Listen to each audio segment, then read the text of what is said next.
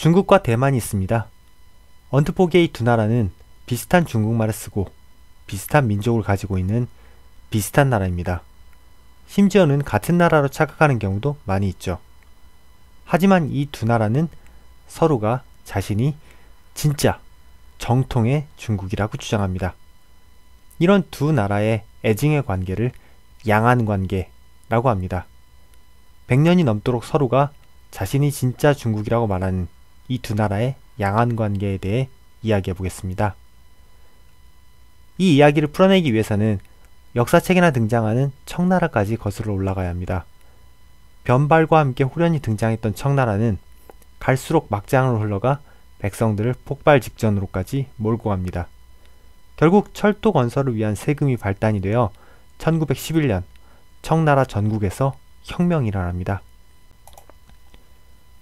이때 청나라 전체 24개 성 중에 17개 성이 독립을 선언하면서 1912년 순원을 대총통으로 하는 중화민국을 수립하게 됩니다. 이것을 바로 신의 혁명이라고 부릅니다. 이때 성립된 중화민국이 바로 지금 대만의 전신입니다. 중화민국이 수립되며 청나라는 멸망하고 각지에서는 군벌들이 득세하게 됩니다. 중화민국은 군사력이 약했기에 당시 가장 강력한 군벌이었던 위안스카이에게 대총통 자리를 주고 국가를 유지시킬 수 있었습니다. 하지만 위안스카이는 대총통에 만족하지 못하고 황제를 칭하다가 온 나라의 어그로를 끌어서 다시 군벌들이 들고 일어나 전쟁이 벌어지게 됩니다. 폐색이 짙어지자 위안스카이는 황제 즉위를 취소하고 내려왔지만 전쟁은 끝나지 않았고 그 와중에 1916년 위안스카이는 화병으로 죽고 맙니다. 그리고 중국은 군벌들이 각지에서 서로 싸우며 힘을 키우는, 좋게 말하면 군웅할 거, 나쁘게 말하면 소말리아급의 헬게이트가 펼쳐지게 됩니다. 이때 중화민국이란 이름은 위안스카이를 뒤이는 장쩌린이 가져오게 됩니다. 하지만 남부의 군벌이었던 장제스는 북벌을 단행하여 1928년 장쩌린을 쫓아내고 중화민국을 다시 세우게 됩니다. 중화민국은 중국 국민당이 지배하는 일당 체제였고 그랬기에 국민당과 중화민국을 같은 뜻으로 쓰기도 합니다. 이렇게 장제스가 중화민국을 다시 세우고 주변 군벌들이 표면상으로는 그에게 복종하면서 중국 대륙의 전쟁은 잠시 소강 상태에 접어듭니다. 하지만 얼마 지나지 않아 또 다른 갈등이 불거지게 되는데 이번에는 군벌 간의 갈등이 아닌 이념적 갈등이었습니다. 바로 중국 국민당과 중국 공산당의 싸움이죠. 중국 공산당은 1920년 한참 군벌들이 싸우던 시기에 러시아에서 공산주의를 받아들여 만들어졌습니다. 주요 지도자로는 베이징의 지앙코타오, 호남 지역의 마오쩌둥이 있죠. 네, 현재 중국에서 국가의 아버지, 국부로 떠받들여지는 마오쩌둥이 이때부터 등장합니다. 이때 만들어진 중국 공산당은 지금까지 계속 내려와 지금의 당 주석 시진핑까지 이어집니다. 러시아는 순원과談判 후에 중국 공산당에게 국민당 정부에게 최대한 협조하라는 지시를 내렸습니다. 이를 제1차 국공합작이라고 합니다. 국민당과 공산당의 합작이라는 뜻이죠. 하지만 속셈은 국민당 내부에서 세력을 키운 다음 공산당 혁명을 일으킬 생각이었습니다. 물론 국민당도 녹록하진 않아 내부에서 공산당을 계속 경계하고 있었습니다. 이 둘은 서로 신경전을 벌이다 순원이 사망한 후 결국 충돌하게 됩니다. 처음에는 공산당이 우세였습니다. 1925년 공산당은 국민당 우파들을 숙청하며 힘을 과시합니다. 이 과정에서 장제스는 공산당과 함께하여 국민당 2인자에 올랐습니다. 하지만 1927년엔 반대로 장제스가 4.12 상하이 쿠데타를 일으켜 공산당을 숙청하고 국민당을 장악한 후 공산당과의 내전을 벌이기 시작합니다. 제1차 국공합작은 이렇게 국민당과 공산당이 서로 등을 돌리며 끝장나고 맙니다. 이로부터 휴전기를 합쳐서 거의 23년 동안 벌어지는 국민당과 공산당의 내전을 국공내전. 대만과 중국과의 관계를 이야기하는데 참 많은 배경이 필요한 것 같습니다. 이 모든 것은 공산당과 국민당의 관계를 이야기하기 위함인데요. 지금까지 이야기를 한번 정리해 봅시다. 1912년 청나라가 망하고 위안 스카이가 정권을 잡지만 4년 만에 저세상으로 갑니다. 이후에는 지역별로 군벌들이 날뛰는 세상이 되고 공산당은 이 와중에 순원이 만든 국민당 안에서 기회를 노리다 1927년 장제스에 의해 숙청당합니다. 실권을 잡은 장제스는 1928년 중화민국의 대총통이 되죠. 이렇게 중국에는 평화가 찾아오는 것 같았습니다. 하지만 아직 지방에는 공산당을 따른 사람들이 많았습니다. 특히 일반 농민들과 지식인들은 공산당의 편이었습니다. 하지만 당시 공산당은 주목하기에는 아직 힘이 너무 약했고 장제스는 장제스 나름대로 두더지 잡기 게임처럼 계속해서 일어나는 다른 군벌들과 싸우느라 공산당을 신경 쓸 겨를이 없었습니다. 이런 틈을 타 공산당은 다시 힘을 키우고 홍군을 조직해봤지만 1934년 다시 맞붙은 국민당의 상대는 되지 못하여 무참히 깨지고 맙니다. 아무리 저글링이 많이 달려들어봤자 파이어 배색에는 안 되는 법이거든요.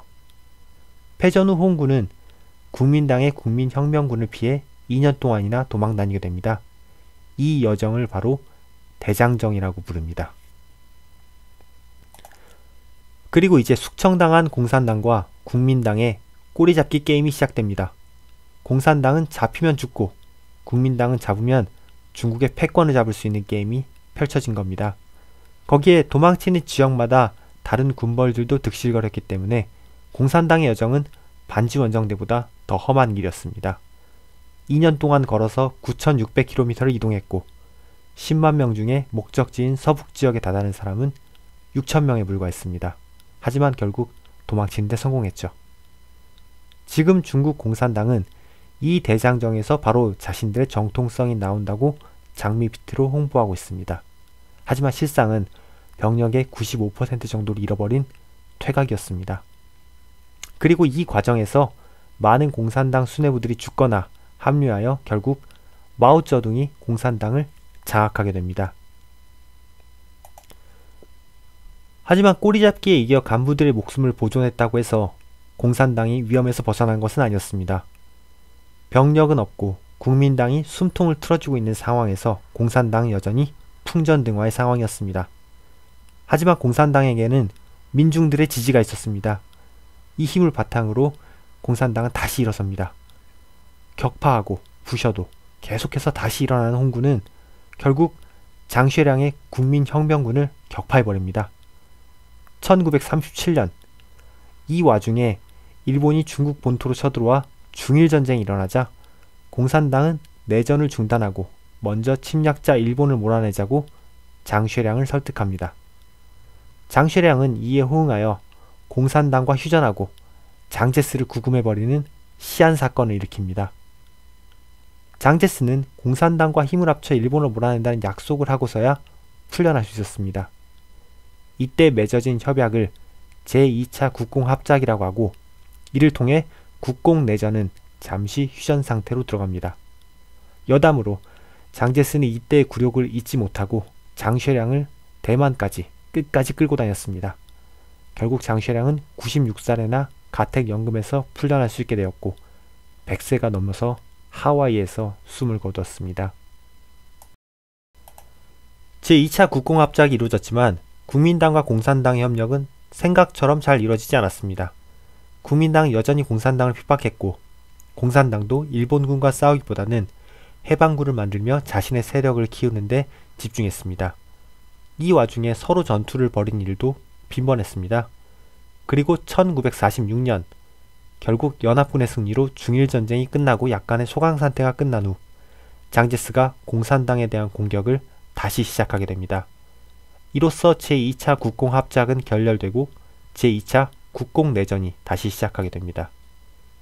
제2차 국공내전은 1946년부터 다시 시작되고 장제스의 국민당은 마오쩌둥의 공산당에게 처참하게 패배하게 됩니다. 그토록 약했던 공산당이 승리한 이유로는 국민당의 경제적 무능, 군벌들의 갈등, 민심 이반, 연합국의 침묵 등 여러 가지가 있겠지만 기회가 된다면 나중에 썰을 풀기로 하고 지금은 그 이후의 중국과 대만의 이야기에 집중해 봅시다. 가장 중요한 전쟁에서 장제스는 패배하고 1949년 대만으로 도망칩니다. 이후에 장제스는 대만에서 중화민국을 이어가고 마오쩌둥은 중국 본토에서 중화인민공화국을 건립합니다. 그리고 중화민국과 중화인민공화국은 지금까지 자신이 중국이라는 이름을 쓸 정통성을 가지고 있다며 다투고 있습니다. 그럼 국제사회에는 이 두 나라를 어떻게 바라봤을까요? 국제사회는 처음에는 중화민국의 손을 들어주었습니다. 중화인민공화국은 유엔에 가입하지도 못했죠. 우리나라의 1957년 뉴스를 한번 봅시다. 전원이 깃든 대만 해협의 정세를 시찰하기 위해서 이 대통령의 특명으로 자유중국을 방문하는 연합참모본부 총장 유재흥 중장은 8월 28일 왕주한 중국 대사의 환송을 받으면서 대만으로 향발했습니다. 여기서는 분명히 자유중국이라고 이야기하고 있습니다. 자유중국은 중화민국, 즉 대만을 말하죠. 하지만 대만은 계속해서 국제사회에서 발언권이 약해지다가 결국 1971년 유엔 총회에서 실질적인 퇴출을 당하고 맙니다. 자진 탈퇴 형식인 실질적인 퇴출을 당한 이후 대만은 다시는 유엔에 발을 디디지 못합니다. 우리나라는 그 이후에도 20년 가까이 중화민국과 외교관계를 이어왔지만 결국 대세를 거스르지 못하고 1992년에야 중화인민공화국과 수교를 맺으면서 중화민국과 단교하게 됩니다. 한중 수교의 즈음에서 노태우 대통령은 대한민국과 중화인민공화국은 오랜 비정상적인 관계를 청산하고 대사급 외교 관계를 수립하기로 합의했습니다. 왜 중화인민공화국과 국교를 맺으면 중화민국과 단교해야 할까요? 이는 두 나라 모두 자신이 정통 중국이라고 주장하기 때문입니다. 서로가 자신이 진짜 중국이라고 믿기 때문에 한 나라와 수교를 맺으면 다른 나라와 단교해야 한다는 것이죠. 이것이 바로 하나의 중국 원칙입니다. 두 나라 모두 이 원칙에 동의하고 있기에 두 나라 모두와 수교하는 것은 불가능합니다. 두 개의 중국과 수교할 수는 없다는 것이죠. 하지만 현실은 대만에게 불리하게 돌아가고 있습니다. 점점 더 많은 국가들이 실질적인 이득을 위해 중화민국과의 단교를 감수하면서까지 중화인민공화국과 관계를 맺고 있습니다. 이 하나의 중국 원칙 때문에 중화민국과 중화인민공화국은 서로를 비난하면서도 서로를 끌어안아야겠다는 생각을 가지고 있는